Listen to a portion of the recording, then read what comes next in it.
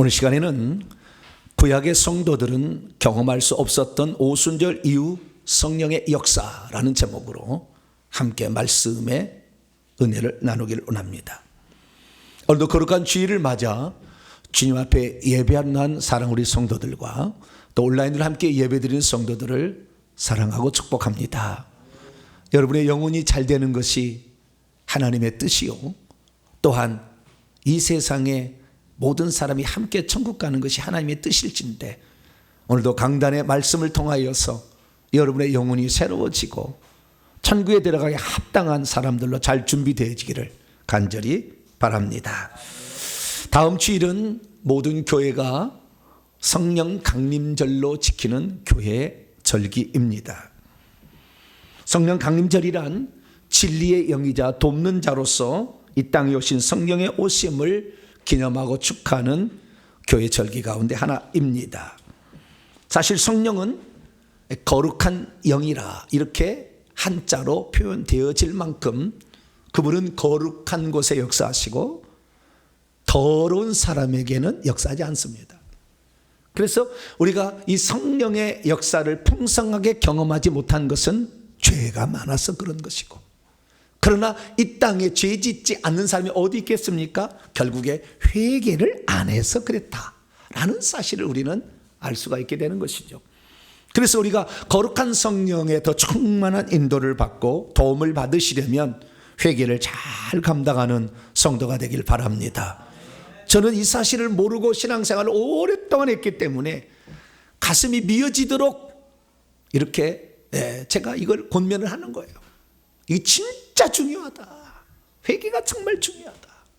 이거 없었더라면 저는 하나님이 우리에게 주시고자 하는 축복들의 한 80~90%를 못 누리고 죽을 뻔했어요. 그런데 이제 그 세계를 조금 알다 보니까 와, 회개치 못했던 거 말로는 회개한다 하잖아요. 그런데 얼마나 우리가 회개를 했을까 생각해 보면 부끄럽고, 그래서 이제 비로소 회개를 하니까 하나님이 하나 둘씩 더 많은 것들을 이렇게 열어주고 있습니다. 저와 여러분은 거룩한 영이신 성령을 인도받기 위하여 날마다 회개 잘 하시기를 바랍니다. 자, 그러면 이 성령은 언제부터 인류에게 역사를 한 것일까요? 성경을 보면 창세 때부터 성령은 계셨습니다. 하나님께서 하늘들과 지구, 지를 천지, 하늘들과 지구를 창조하셨어요. 해, 달, 화성, 금성, 이건 넷째 날에 만들어지는 것이고, 먼저 지구를 먼저 만드셨어요. 그래서 그 지구가 만들어졌는데 아직 그 지구는 형틀을 갖추지 않았어요. 땅이 그래서 지구가 혼돈하고 공허에 텅 비었고 흑암이 깊음 위에 있었으며, 그때 이 지구의 창조에 비로소 그 빛을 비추기 위하여 하나님의 성령이 닭이 알을 품듯이 수면 위에 운행하고 있었다. 그러니까 천지 창조 때부터 성령은 있었어요. 그런데 우리는 지금도 성령을 받으라 그러고 오순절 성령을 받으라 그렇고, 그러면 그 성령하고 그 성령은 뭔 차이가 있는 것입니까? 차이가 있는 거죠. 뭔가 있는 거죠. 우리는 그 차이를 알아야 되는 거예요. 그 차이를 모르면 하나님이 우리에게 주시고자 하는 풍성한 은혜들을 못 누리고 이 세상을 하감하는 거예요. 그러면 이 거룩한 영으로서 천지 창조 때부터 이 땅에서 역사했던 영, 그래서 저는요 성령을 뭐라고 정의하냐면 이 땅에 보내어진 하나님의 영이다. 하나님이 일하시기 위하여 이 땅에 보내어진 하나님의 영을 성령이라 한다. 이렇게 저는 정의하고 싶어요. 그래서 이 인류 가운데 성령께서 이 땅에 보내줘서 어떤 일들을 수행하셨어요. 그런데 최근에 정리가 된 말씀에 따르면, 이것도 최근에 깨달은 거예요. 정리의 말씀에 하면 성령께서는 세 방식으로 역사를 했어요. 우리는 보통 두 방식, 구약시대의 성령의 방식과 오순절 이후의 성령의 방식이다, 두 가지 방식으로 생각했는데 그렇지 않았어요. 한 가지 방식이 더 있었던 거예요. 그것은 노아 홍수 이전에 아담부터 노아까지 10대 안에 역사했던 성령이에요. 이 성령이 한 번 있었고요, 역사가 있었고, 그리고 노아 홍수 이후에 하나님이 성령을 걷어갔습니다. 그러니까 아주 특별한 특별한 사람에게만 성령을 내려서 하나님의 뜻을 알게 하시고 백성들을 이끌어가게끔 만들었어요. 그것이 구약의 역사죠. 그러다가 예수님께서 십자가에 죽으시고 부활 승천하신 후에 다시 또 성령을 보낸다. 이미 성령 없었습니까? 있었죠. 뭔 차이가 있는 거죠. 다시 성령을 보낸다 하니까. 근데 이 구약의 성령은 한 번도 보혜사란 말을 쓰지를 않았는데 예수님께서 승천하시기 전에 제자들에게 내가 보내줄 성령은 보혜사다, 이렇게 지정을 하셨어요. 그래서 우리가 보혜사로서 다가오시는 성령을 다시 우리가 맞이할 수 있는, 아니 인류에 우리가 태어나서는 그 성령을 지금 맞이하는데, 오순절 성령 강림이 AD 30년에 일어났으니 지금 벌써 2000년이 지난 요즘의 시점에도 똑같은 성령이 오는 거니까 우리가 이 성령이 어떻게 달라졌는지를 우리가 알 필요가 있게 되는 것이죠. 저는 농사를 현재는 잘 짓지는 않습니다. 가끔 가다가 농사 짓는 거 봅니다. 근데 저는 농사꾼이에요. 원래 농부의 아들로 태어나서 27살 때까지 농사를 지었습니다. 다 압니다. 그래서 농사를 어떻게 짓는지. 그런데요, 놀라운 사실은 어느 날 유튜브를 보니까 시골에 가서 이제는 도시생활 접고 농촌에 가서 이렇게 농사일을 하고 살겠다, 그런 사람을 위하여 나라가 정책적으로 배려를 해준다는 게 있다는 거예요. 우리 뜻쌤이 정리했는데 61가지 혜택이 있답니다. 몇 가지요? 61가지 혜택이 있대요. 근데 여러분 그 혜택이 뭔지 아세요? 모르죠. 점점 생긴 거예요. 이게 생겨가지고. 혜택을 아는 사람은 찾아 먹을 수가 있죠. 그러니까 오순절 성령 강림 이후에 성령이 어떻게 오셨는지를 알아야 찾아 먹을 수가 있는 건데, 오순절 이후에 성령이 어떤 성령인지 모르니까 이미 와 있는데도 혜택을 못 누린다 그 말이에요.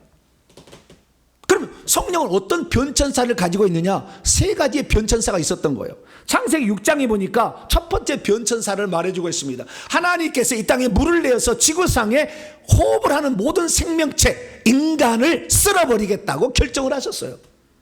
왜 그랬을까? 모든 사람들이 육체가 되었기 때문에 그렇다, 이렇게 정의를 하고 있어요. 육체가 된 건 뭡니까? 쾌락을 최고로 추구하게 되고, 쾌락을 얻기 위해서 폭력을 행사해서 여러 사람들을 거느리고 사는 남자가 그런 상태가 된 거예요. 그래서 하나님은 더 이상의 죄악이 관영한 것을 지켜볼 수 없다, 쓸어버리겠다라고 얘기를 하시는데, 그때 한마디 말씀을 하신 것이 충격적입니다. 그건 뭐냐면 인간에게 제공되었던 하나님의 성령의 역사를 거둬가시겠다는 거예요. 그럼 그 전까지는 노아 홍수 이전까지, 아담부터 노아 때까지 한 60억 인구가 살았다고 하는데, 요 사람들이 받고 있었던 혜택이 뭐였냐는 거예요. 성령으로 혜택을 주신 게 있었어요. 그게 뭐냐? 그것이 성령이 사람 속에 들어와서 사람에게 잘못된 것을 깨우쳐 주시고 가르쳐 주셔서 하나님의 뜻대로 살 수 있는 교사로서의 기능이 있었는데, 그 기능을 이제 없애버리겠다는 거예요. 어떻게 없애버리느냐? 사람이 육체가 되었기 때문에 내가 나의 영, 성령, 하나님의 영을 영원히 사람과 함께 하지 않겠다. 이 영원히는 올람인데요, 긴 시간 동안, 또는 어떻게 보면 always, 항상 사람과 함께 하지가, 이 원문에 함께 하지가 아니고요, 함께 하지가, 이게 번역이 좀 부족해요. 그래서 원문에 좀 직역해 보자면 사람과 다투지 않겠다. 왜? 성령이 사람 속에 들어와서 너 그렇게 하면 안 돼, 가르쳐 줬는데도 안 살아, 그렇게 하니까 다투잖아요. 그렇게 살면 안 돼, 다툰다 그 말이에요. 그 다음에 이것이 회복력이고, 허성갑 구약 성경을 잘 번역한 보면은 사람에게 따지지 않겠다. 더 이상 따져봤자 안 고치니까 따지지 않겠다. 또 하나의 번역은 고영민 목사님, 아주 이분 신구약 박사인데요, 이분이 사람 안에 머물도록 하지 않겠다. 그동안에 머물러 있었다는 거예요. 이게 결국에 뭐냐면 노아 홍수 이전에는 사람 안에 성령이 머물러 있어서 죄를 지을 때 그거 선택하지 말아라고 성령께서 권고하시고 훈계하시고 책망하시고 하셨다는 거예요. 그런데 이 성령을 이제 걷어가겠다 이거예요. 이것이 노아 홍수예요. 그러니까 2500년 BC 2500년 지금으로부터 4500년 전에는 성령이 함께 있었는데 4500년 이후부터 성령을 걷어가 버린 거예요. 사람 속에서 걷어가 버렸어요. 그래서 노아 홍수 위에는 사람 속에 성령이 없었어요. 그러니까 노아가 술 처먹고 죄송합니다. 옷 벗고 이런 일이 있었던 거예요. 아시겠죠? 그때는 그렇지 안 살았잖아요, 노아가. 근데 노아 홍수 이후에 그런 실수를 범하잖아요. 왜 그렇습니까? 사람 속에 성령이 거하지 않게 된 거예요.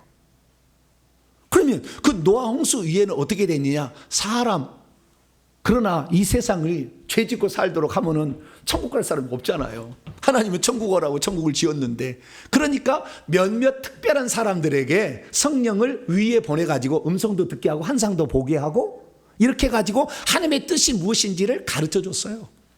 몇몇 사람들에게. 근데 그 사람들이 하나님을 잘 따르는 경우도 하면 어떤 사람은 안 따르기도 했어요. 그래서 구약에는 하나님의 성령의 혜택을 거의 못 누리고 살았다. 하나님의 뜻을 알려고 하면 어떻게 했느냐? 그래서 구약에 보니까 이사야 선지자 때는요, 이 히스기야 왕이 살고 있었는데 하나님의 뜻을 모르니까 히스기야가 이사야요, 하나님의 뜻을 좀 물어주세요. 내가 지금 이렇게 어려운 상황이 됐는데 어떻게 하면 좋겠습니까? 라고 선지자를 찾아가서 물어본 거예요. 그래서 우리가 이 성령은 변천사를 가지고 있다는 것을 아셔야 된다고 말이에요. 천지 창조도 있었고 노아 홍수에도 있기는 있었어요. 오순절 이후에도 있었어요. 이 차이를 우리가 오늘 분명히 알고 오순절 이후에 태어나서 살고 있는 저희들에게 주어진 성령의 특징은 무엇이고 혜택이 과연 무엇인지 정확히 찾아 먹을 수 있어야죠. 그래서 여러분이 그것을 통하여서 결국에 하나님 우리를 구원받게 하는 것이고 결국에 우리가 복음의 증인이 되도록 능력 있는 삶을 살게 하시는데 그런 삶을 사는 저 여러분 되시기를 축원합니다. 자, 오늘 본문 말씀은 어떤 말씀입니까? 오순절 날이 이미 이르자 드디어 약속하신 성령께서 호련히 하늘로부터 내려와서 사람들 위에 성령을 부어주시고 속에 들어가심으로 마가다락방에 모였던 120명의 성도들이 한꺼번에 성령 세례를 받고 성령이 말하게 하심을 따라 다른 방언들로 말하게 되었다라는 그런 말씀입니다. 구약의 성도들은 하나님이 선택한 특정한 사람에게만 성령이 주어졌는데 왜 오순절날 위에는 모든 성도들에게 성령을 주시는 것일까요?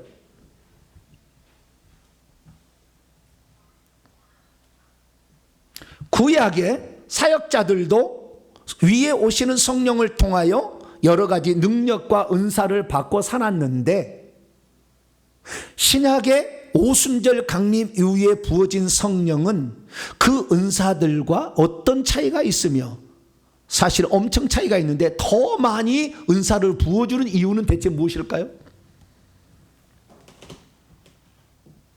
구약의 사역자로 쓰임받은 그 어떤 사람도 방언을 말한 적이 없고 귀신을 쫓아낸 적이 없는데 왜 오순절 이후에 성령 받은 자들은 방언을 말할 수 있고 귀신을 쫓아낼 수 있는 것일까요? 그렇게 하신 이유는 대체 무엇일까요? 오순절 마가다락방에 성도들이 모여서 하나님께서 그들에게 약속하신 성령이 있으니 아버지의 약속을 기다리라 해서 그들이 모였습니다. 간절히 회개했고요. 그들이 기도했습니다. 그래서 예수 그리스도 승천하신 약 10일 동안 아마 금식하며 기도했으리라고 보여지는데 기도를 열심히 했더니 예수님이 승천하시고 10일 뒤에 성령이 내려오셨어요. 그때가 AD 30년 5월 28일 아침 오전 9시경입니다. 예루살렘 구도시에 위치했던 마가다락방 2층인데요. 여기에 120명의 성도들이 모였었는데 초자연적 현상이 일어났어요. 하늘에서 갑자기 급하고 강한 바람 같은 소리가 들렸어요. 바람 소리가 들린 거예요. 바람은 안 보이잖아요. 소리를 통해 아는 거죠. 바람 소리가 들려. 그러더니 각 사람 위에 이 불꽃같이 생긴 것이 각 사람 위에 쫙 내려와 가지고요. 각 사람 위에 불꽃 같은 것이 다 이렇게 생기는 거예요. 그랬더니 모든 사람들이 하나가 없이 이렇게 아바키일라사 아야라다 수샤바이 키일라시요코 아바카이야다 수샤바카이 방언을 말하기 시작한 거예요. 뭔가가 지금 희한한 일이 벌어진 거예요. 한 번도 인류의 역사에 있지 않은 일들이 그때 벌어지기 시작한 거예요.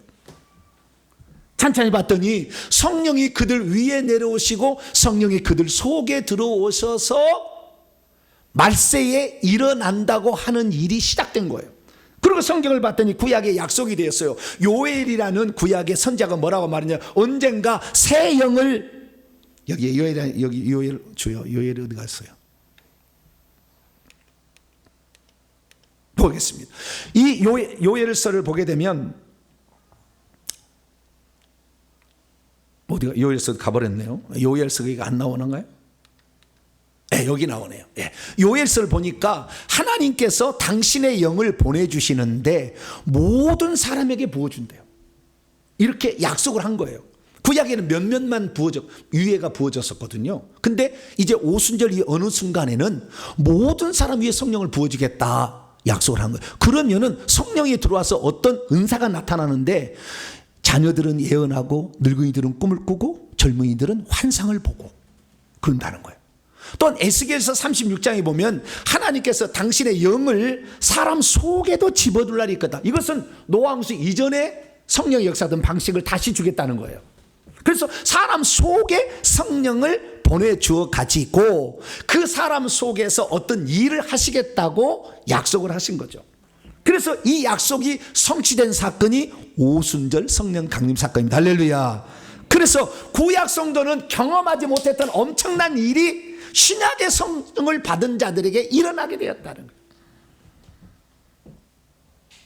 믿음이 있어도 오순절 이후 성령께서 어떻게 역사하는지를 잘 모르면 왜 성령이 특정한 사람에게만이 아니라 모든 사람에게 주어지는지를 알지 못합니다. 믿음이 있어도 오순절 이후 성령께서 어떻게 역사하는지를 잘 모르면 자신은 하나님의 특별한 사역자로 부르심을 받지 않았으니 내게는 성령이 부어질 리가 없다, 이렇게 생각할 수도 있습니다. 믿음이 있어도 오순절 이후 성령께서 어떻게 역사하는지를 잘 모르면 오순절 이후에 부어지는 성령의 표적으로서 방언이 나타났다는 그 의미를 잘 모르고 살 수가 있습니다. 믿음이 있어도 오순절 이후에 성령께서 어떻게 역사하는지 잘 모르면 왜 구약의 성도들보다도 더 많은 성령의 은사들이 성도들에게 주어지는지를 잘 모를 수 있습니다. 믿음이 있어도 오순절에 성령께서 어떻게 역사하는지 잘 모르면 오순절 이후에는 누구에게나 왜 성령을 보내주시고 있는지, 설령 믿음이 좀 적다 할지라도 같이 성령을 부어주는 이유를 잘 모르고 살 수가 있습니다. 그러므로 우리 성도들은 오순절 이후에 강림 이후에 사는 세대들이기 때문에 누구든지 성령을 받을 수 있고 다양한 각종 성령의 은사, 구약의 어떤 사람도 받지 못했던 다양한 성령 은사를 잘 받아서 이 땅에서 하나님께서 성령을 통해 하시고자 하는, 그리고 우리가 누리며 살 수 있도록 허락한 그것들을 다 누리고 사는 복된 성도가 되길 축원합니다. 자, 그렇다면 오순절 성령과 구약의 성령의 역사하는 방식은 어떻게 달라진 것일까요? 한마디로 이렇습니다. 구약의 성령의 역사는 노아 홍수에 떠나버렸잖아요. 내려오기는 내려오는데 사람 속에 안 들어가요. 구약은 전부 다 위에 머물러 있었어요. 그래서 음성을 들려주든지 환상을 보게 하든지 어떤 능력을 행사하게 하든지 이런 식으로 역사한 거예요. 예를 들어봅니다. 사사기 14장 6절에 보면 하나님께서 여호와의 영, 하나님의 영이 성령이죠, 삼손 사사에게 이렇게 내려오게 했어요. 그의 위에 upon him, came down upon him, 그의 위에 강하게 이렇게 내려오게 하니까 삼손이 능력을 받았어요. 능력을 받아가지고 사자를 만났는데 염소새끼 찢어버렸대. 가능하겠어요? 사자가 입을 이만하나 벌리는데, 사자가 오기 전에 쇠꼬치기 하나를 들고 있으세요. 그래서 사자가 오면은 입속에다 푹 집어넣으면 됩니다. 가까이 쳐다보고 달려들면 어떻게 해요? 별로 재미가 없으신 모양인데 새꼬챙이 하나 딱 갖고 있다가 사자가 오면 입속에다가 푹 집어넣으시면 돼요. 그러면 이길 수 있어요. 무서워 도망가면 죽고. 우리나라는 사자가 없어서 감사하네. 근데 그 나라는 사자가 많아가지고 사자가 있는데 사자를 염소새끼 찢어버렸대. 왜? 능력이 많으니까. 낙이 특별로 1000명을 죽여요. 사람을. 블레셋 사람들, 악한 사람들 1000명을 죽입니다. 그래서 와, 이 성령이 임하면 특별한 뭐가 나타나는구나 라는 사실을 알 수가 있게 되는 것이죠. 뭐 여러 가지 일 중에서 특별히 이사야 같은 경우는 여호와의 영이 임하니까 예언을 하기 시작한 거예요. 여호와의 영이 내 위에 내려오시니까. 이게 속에 안 들어왔어요. 위에서 이렇게 역사를 한 거예요. 뿐만 아니라 구약의 성령 역사를 통틀어 보면 몇 사람, 특별한 사람에게만, 하나님이 쓰시는 사람에게만 성령이 위에 내려와서 역사하게 한 거죠. 그래서 그 성령을 받은 자들이 사사가 되고 지도자가 되고 족장이 되고 선지자가 되고 이렇게 해서 하나님의 일을 수행하게 된 것입니다. 그런데 이 하나님께서 그 사람 위에 내려와서 어떤 일을 하려고 사역자로 부르심 받았다 할지라도 그 사람이 죄를 지으면 성령을 다시 걷어가 버렸어요. 구약시대는 걷어가 버려요. 그래서 대표적인 예가 사울왕인데요. 사울왕이 하나님의 지도자로 세우려니까 성령이 충만해야 하나님의 뜻대로 백성을 통치할 거 아닙니까? 그래서 그 위에 여호와의 영을 크게 임하게 했더니 사울이 예언까지 하는 사람이 됐어요. 그런데 나중에 하나님의 말씀에 불순종하여서 하나님을 거역하게 되자 하나님께서 아니야, 너는 더 이상의 지도자일 감이 아니다, 내가 다윗에게 옮길 것이다 라고 하면서 사울에게 있는 성령을 걷어가 버렸어요. 그래서 여호와의 영이 사울에게서 떠나자 악한 영이 들어와 가지고 그를 괴롭히기 시작했죠. 성령이 떠나자 어떻게 하나님의 뜻을 알지 못하니 나중에는 어떻게 돼요? 미쳐가지고 자기의 충성스러운 부하 다윗을 죽이려고 하다가 못 죽이다가 나중에 블레셋이 쳐들어오니까 이 전쟁을 과연 어떻게 할 것인가 걱정이 돼 보니까 엔돌의 신접한 여인을 찾아 무당이 찾아가서 물어보는 거 아니에요? 성령이 떠나니까 불행한 사태가 벌어지더라. 이것이 구약의 역사입니다. 그래서 이 구약의 역사는 보면 특별한 사람들에게 한시적으로 성령이 내려와서 어떤 일을 하게 했다. 기술을 갖게 하기도 하고 지도력, 예를 들어서 기도원 같은 경우는 지도력이 임하여서 이렇게 전쟁을 나가게 되고 삼손은 능력이 임하게 되고 엘리야 이런 사람에게 성령이 오니까 하늘에서 불을 내려서 태우기도 하고 기도하니까 3년 6개월 동안 비가 안 내려서 가뭄이 들기도 하고 다시 기도하니까 하늘이 문을 열어서 비를 주기도 하고 엘리사의 제자 엘리야의 제자 엘리사는 대단한 사람인데 이 엘리사는 놀라운 사람이에요. 자기 스승인 엘리야로부터 겉옷을 주워가지고 요단강을 치니까 요단강이 갈라지는 거예요. 나아만 장군 말 한마디 해가지고 저 요단강에서 네 몸을 7번 씻으라 하니까 문두병이 나와요. 독국물이 있어가지고 막 죽어갈 때 독국에다 뭘 치러가니까 해독이 돼요. 쇠독기가 빠졌다니까 물에 떠오르라고 하니까 쇠독기가 물에서 떠올라. 심지어는 아람 나라가 회의를 했는데 그 신하가 아람 베나다 3세에게 이렇게 말하는 거예요. 왕이시여, 큰일 났습니다. 왜 큰일이냐? 우리가 북쪽 이스라엘 위에 지금 살고 있지 않습니까? 곡식 부족하면 맨날 내려가서 곡식을 이렇게 뺏어가고 종도 잡아다가 이렇게 삶는데 이제는 더 이상 못하게 됐다는 거예요.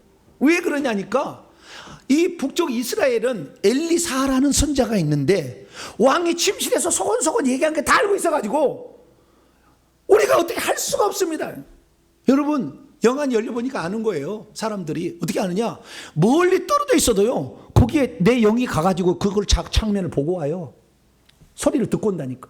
그게 다 엘리사가 한 거예요. 다 놀라운 일들이 그렇게 일어난 거예요. 그래서 구약시대도 엄청난 일들이 있었고 이 영안이 열려서 이 사마리아를 정복하러 아람 군대가 오니까 불말과 불병거가 도단성을 지키고 있는 걸 다 그 게하시가 다 봤다는 거 아니에요. 다 구약시대도 이런 성령 역사가 있었던 거예요. 그러나 그런 사람은 특별한 몇몇의 사람이었고 범죄하면 그것도 영원히 그 성령이 떠나버렸다. 이것이 구약의 역사라는 거예요. 그러면 신약에 들어와서 오순절 이후에 어떻게 달라졌냐 이거예요. 주님께서 이 보혜사 성령을 기다리라, 아버지의 약속을 기다리라, 이걸 받아야 증인이 되어야 된다, 이렇게 하면서 성령을 기다리라 했다. 그들은 성령이 있었어요. 그런데 오순절 이후에 오시는 성령은 좀 달라진 양상이 있다라는 거죠. 어떻게 달라졌을까요? 크게 네 가지로 나눠볼 수 있다. 첫째, 성령은 모든 사람에게 다 오셔요. 구약은 특별한 몇몇 사람에게만 오셨지만 모든 사람에게 오는 거예요. 사도행전 2장 17절에 이 오순절 성령 강림에 마가다락방에 모였던 120명의 모든 사람들이 성령을 받게 되었을 때 이 약속은 요엘서에 기록된 말씀이 이루어진 것이라 하면서 사도행전 2장 17절에 말세에는 내가 내 영을 모든 육체에게 부어준다는데 그게 지금 실현되었다. 사도행전 2장 4절에 보니까 그래서 그 오순절날 마가다락방에 모인 120명의 성도 모두가 성령의 충만함을 받고 성령의 충만하게 하심을 따라 말하게 하심으로 다른 방언들을 말하게 되었다. 그러면 그 자리에 여러분 생각해 보세요. 120명이 있었는데 다 믿음이 좋았을까요? 발 하나 걸치고 저기 나갈까 말까, 이 교회를 나갈까 말까 이렇게 한 사람이 있었을까 없을까요? 네? 이 기도회를 내가 올까 말까 하는 사람이 있었을까 없었을까요? 있었겠죠. 구약에 만약에 성령이 임한다고 한다면 11사도, 가룟유다 빠졌으니까 11사도만 성령을 주셔야 돼. 구약으로 하자면 11사도만 준 게 아니라 그때 모여있는 모든 사람들에게 다 성령의 은사를 주셨다. 할렐루야. 예외 없이 다 주신다는 거예요. 믿음이 좀 떨어져도 주신다 이거예요. 이것이 신약의 역사예요. 이렇게 놀라운 시대에 우리가 지금 살고 있는 거예요. 평신도에 관계없어요. 여자라고 관계없어요. 다 예외 없이 주신다라는 사실을 알 수가 있게 되는 것이죠. 그래서 이 예루살렘에서 사마리아도 하나님 말씀을 받았다니까 성령도 받아야 돼. 그래가지고 베드로와 요한을 보내가지고 성령 받기를 강구했더니 성령이 그렇게 내려옴으로 그들도 은사를 받고 어떤 능력을 얻게 되었다라는 것이 사도행전 8장에 기록되어 있습니다. 두 번째 뭐냐? 신약시대 성령의 역사에 달라진 양상. 첫 번째, 누구든지 모두에게 성령이 오신다. 두 번째는 뭐냐면 그 성령이 구약시대는 위에만 있었는데 사람 속에도 들어오신다. 엄청난 변화입니다. 이게 엄청난 변화. 자, 그러면 성경을 봅니다. 이것은 약속이었어요. 어떤 약속이냐면 예레미야의 구약의 약 600년 전, BC 600년 전에 예레미야를 통해 하나님이 주신 예언이에요. 어느 날, 그날 이후에 영적인 이스라엘 집과 어떤 언약을 맺을 텐데 그때는 나의 법을 사람 속에 두겠다. 이게 나의 법이면 율법이에요. 근데 구약에는 율법을 어떻게 되느냐? 율법 책에 기록했잖아요. 두루마리에 처음에는 비석에다가 돌판에다가 이걸 기록했다가 나중에 이것을 이 두루마리로 기록했는데 하나님께서 구약에는 성령을 떠나버리니까 성령이 안 가르쳐 주잖아요. 그런데 성령을 위에 받아서 역사하는 사람은 많지 않기 때문에 하나님께서 이러다가는 다 망하겠다 해서 왕은 반드시 그래서 이 두루마리를 필사해서 옆에다 두고 읽으라고 그랬어요. 이걸 그래야만이 하나님 말씀 뜻을 아니까.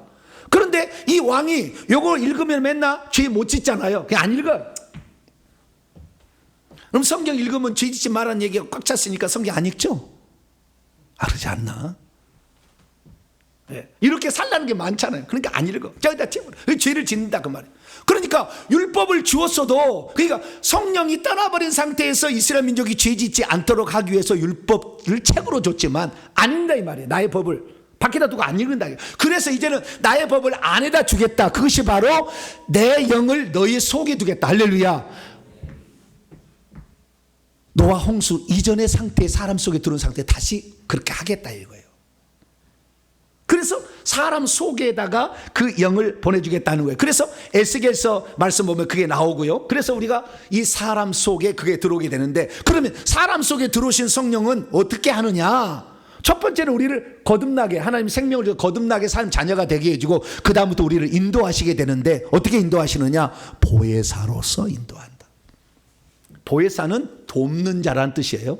우리가 뭔지가 구분이 안 될 때 이게 죄인지 아닌지, 그래서 이게 진리인지 거짓인지 구분이 안 될 때 진리의 성령이 오셔서 보혜사로 도와주시네요. 첫째, 예수님이 누군지를 가르쳐줘서 예수 믿고 천국 가게 하시는 거예요.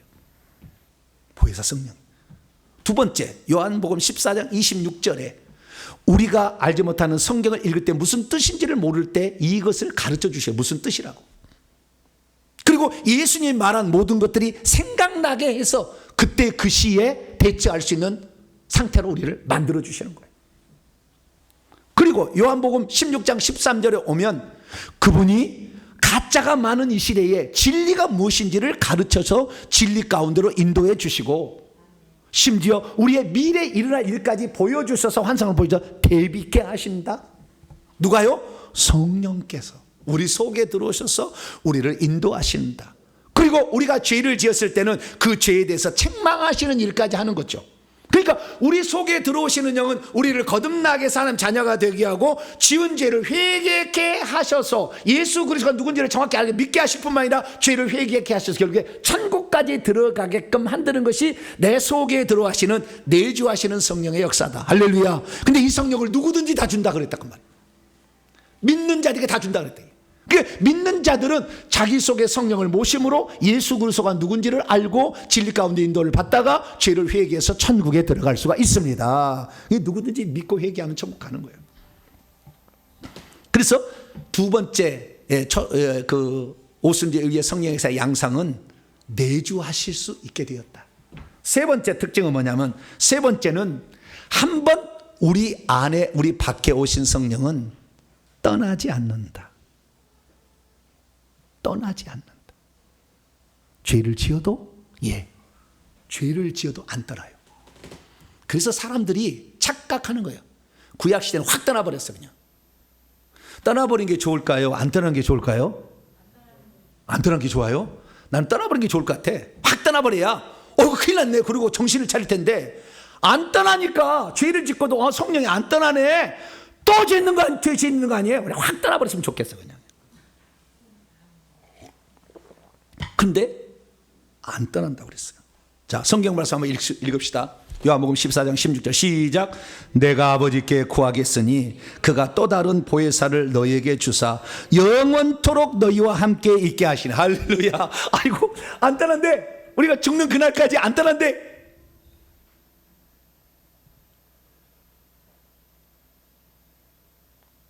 구약에는 그래서 시편 51편 읽어보면 다윗이 우리아이 아내 바세바에 간음해가지고 큰일 났어. 죄를 지어가지고 선지자가 와서 책망을 해가지고 깨달았어. 아이고, 성령이 떠나면 어떡해? 사무엘에게 기름 부음 받을 때 성령이 왔거든. 자기도 큰일 났다.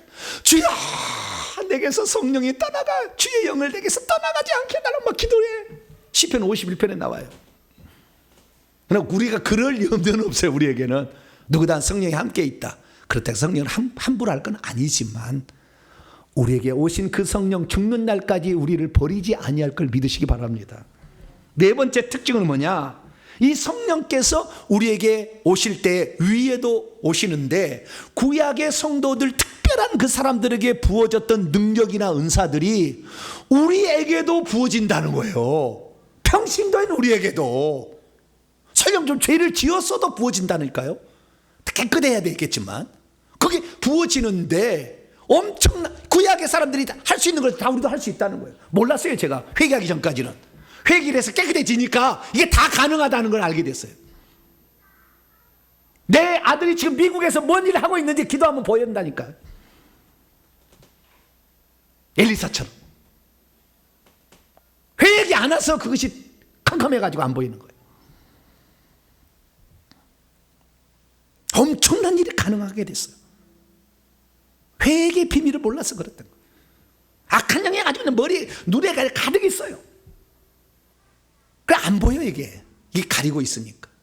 여러분, 아무리 내가 옆에 앞을 보고 싶어도 안개가 확 끼면은 안 보이잖아요. 안개가 벗어져야지 보이지. 그러면 안개 벗어진 그 상태가 안개가 있을 때는 없었냐? 있었잖아요. 그 안개가 벗어져야만 그게 보이잖아요. 악한 영이 떠나야만이 보이는 거예요. 그런데 죄를 지어도 성령이 안 떠나니까 회개를 안 해가지고 악한 영들이 계속 달라붙은 거예요. 그러니까 안 보인다니까요. 근데 여러분 놀라지 마십시오. 신약시대는 구약의 성도들이 경험했던 이런 능력과 은사 플러스 더 놀라운 은사들이 주어지게 되는데, 두 가지는 구약의 성도들은 단 한 사람도 누려본 적이 없어. 사명자랄지라도. 첫째는 뭐냐? 방언을 말하게 되었더라. 이거예요. 오늘 본 말씀 사도행 2장 4절 보면은 다 성령의 충만함을 받고 성령이 말하게 하심을 따라 다른 언어들로, 오늘 오후 찬양 예배 때 말씀드립니다. 방언에 대해서 다른 언어들로 방언들로 말하게 되었다. 구약에 모세가 방언했습니까? 다윗이 방언했습니까? 이사야가 방언했습니까? 에스겔이 방언했습니까? 한 사람도 방언 못했어. 신약에 예수 그리스도께서 오신 후에 오순절 때 성령을 보내신 이후에 사는 모든 성도들은 성령을 받으면 방언을 말하게 돼요. 알아들을 수 없는 영의 언어예요. 영이, 왜 그런 영이 그렇게 했냐? 여러분, 사도행전 2장 1절 4절 보면은 성령이 위에 내려오신 어떤 현상이 보여지는데 속에 안 들어왔느냐? 속에 들어왔어요. 왜 그걸 아느냐? 하나님의 성령이 내 속에 들어오게 되면 요한복음 3장 5절에 물과 성령으로 거듭나지 않으면 하나님에 들어갈 수 없다. 물과 성령이 거듭난다는 것은 성령이 생명을 우리에게 줬다는 거예요. 내가 자식을 낳았다는 건 내 생명을 나눠줬다는 거잖아요. 이렇게 하나님의 성령이 태어났다. 똑같이 성령으로 태어나는 건데 하나님의 성령을 나눠준 거예요. 그래서 내 속에서 생명이 있는 거예요. 생명이 있으면 이 영이 생명이 없다가 생명이 딱 들어오는 순간에 불이 딱 켜지는 거예요. 기바카이다사이. 그 영이 살아났다는 것을 말하기 시작하는 거예요. 우리가 자식을 태어나게 되면 얘가 응애 하면서 말을 하잖아요. 그죠? 말을 안 하는, 태어났는데 말을 안 하는 아기가 있어요, 없어요? 있을 수 있겠지. 있을 수 있다. 그건 예외고, 모든 아이가 태어나면 응애하고 말을 하게 돼 있다 그 말이에요. 마찬가지입니다. 성령이 우리 속에 들어오면은 당연히 말하지. 영 속에 들어왔으니까. 그래서 영이 말하는 것이 뭐냐? 영이 말하는 것을 방언이다. 고린도전서 14장 2절에 딱 규정해 놨어요. 그 방언을 말해. 구약에는 아직 하나님의 생명이 들어가지 않고 약속만 믿고 간 것이고, 우리는 그 약속이 성취된 이후에 살기 때문에 성령이 우리에게 들어오게 되면 하나님의 생명이 내 속에 영이 들어와서 영이 살아나서 자녀로 태어났다는 표시가 방언이니까 오순절 날 최초의 은사가 방언의 은사가 주어진 겁니다. 할렐루야. 그 속에 들어왔으니 당연히 응해야지. 그래서 우리가 오늘날에 예수 그리스도를 믿고 성령을 받으면 다 방언을 말해요. 물론 안 하는 사람이 계중에 있어요. 근데 안 하는 것보다는 못하는 거죠. 못하는 이유 7가지 이유가 있어요. 오늘 오후 찬양에 제가 말씀을 드릴게요. 그거만 알면 다 해. 안 하는 게 이상해. 응애 안 하는 게 이상한 것이지 그게 하는 게 이상한 게 아니야. 당연히 말하게 돼. 그래서 우리가 예수 그리스도를 믿는 이후에 오순절 이후의 성도들은 다 방언을 말하시게 되길 축원합니다. 영적인 유익이 보통이 아니에요. 이것이 터져야만이 모든 영적 세계의 통로가 열려가지고 다른 은사들이 방언, 통역, 예언, 환상 다 나와요. 이렇게 방언이 안 되면 그 다음부터 잘 안 돼. 다른 것들이 기도는 할 수 있을지 모르지만 다른 거 안사가 안 나타나. 희한합니다. 그래서 성경에 다 원리가 있어요. 하나님의 은사를 체험하게 되는 고속도로로 놓는 게 방언이에요. 이게 방언을 하게 되었다라는 것. 또 하나가 뭐냐면 귀신을 쫓아내게 되었다. 구약에 누가 귀신을 쫓아냈습니까? 어떤 선지자가 귀신 쫓아냈냐? 아무도 쫓아낸 적이 없어요. 오직 예수님께서 마태복음 12장 28절에 내가 하나님의 성령을 힘입어 귀신을 쫓아내는 것이면 그 성령을 예수님께서도 사도행전 누가복음 4장 18절인가요? 거기 보게 되면 주의 성령이 내게 임하셨으니 임하심으로 그 성령을 힘입어서 귀신을 쫓아낸 거예요. 근데 이 귀신을 쫓아내는 그 권세를 제자들이 임시로 줬다가 성령 강림 이후에는 믿는 자들에게 다 주십니다. 누구에게 준다고요? 믿는 자들에게 주셔요. 그래서 성령 강림 이전에는 제자들에게 일시적으로 시범으로 그것을 능력을 줘요. 그래서 12 제자들이 귀신을 쫓아내며 병을 고치는 능력과 권세를 받아서 나가서 복음을 증언하게 됩니다. 그러나 오순절 성령 강림에 믿는 모든 자들이 다 표적을 받게 되니 예수 이름으로 귀신을 쫓아낸다. 오늘날 우리가 방언을 말하지 못하고 귀신을 못 쫓아낸다고 한다면 우리가 누려야 될 엄청난 은사를 지금 사장시켜 놓은 거예요. 61가지 혜택을 지금 안 쓰고 있는 거라. 찾아먹어도 동사무소 가기가 싫어. 기도를 안 한다 그 말. 구하는 자에게 성령을 준다고 했는데 구하지 않는 거예요. 그래서 안 찾아먹어요. 뭐 안 찾아먹으면 자기만 손해지 뭐. 찾아 잡수실래요? 아니면 그냥 사장시켜 놓으실래요? 그럼 본인의 결정이야. 동사무소를 가야만이 혜택을 주니까. 구하는 자에게 성령을 주십니다. 할렐루야. 구하는 자에게 부어주시는 성령을 줘가지고 그런 은사를 체험하게 한다 그거예요.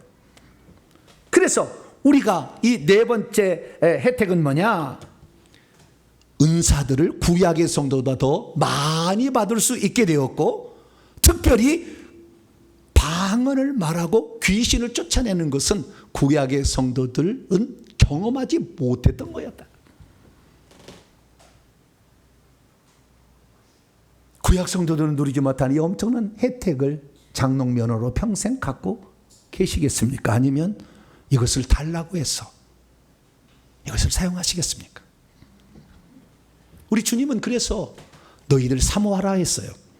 성경이 뭐냐? 누가복음 24장 49절, 부활하신 후에 주님께서 나타나셔서 제대로 하신 말씀, 보라 내가 내 아버지께서 약속하신 것을 너희에게 보내줄 것이다.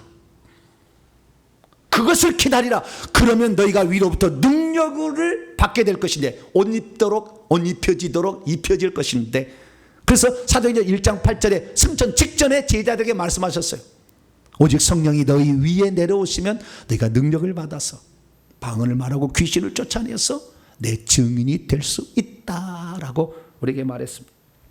사랑하는 성도 여러분, 우리는 지금 오순절 이후의 시대에 태어나서 살고 있는 사람들입니다. 그러면 누구든지 성령을 받을 수 있습니다.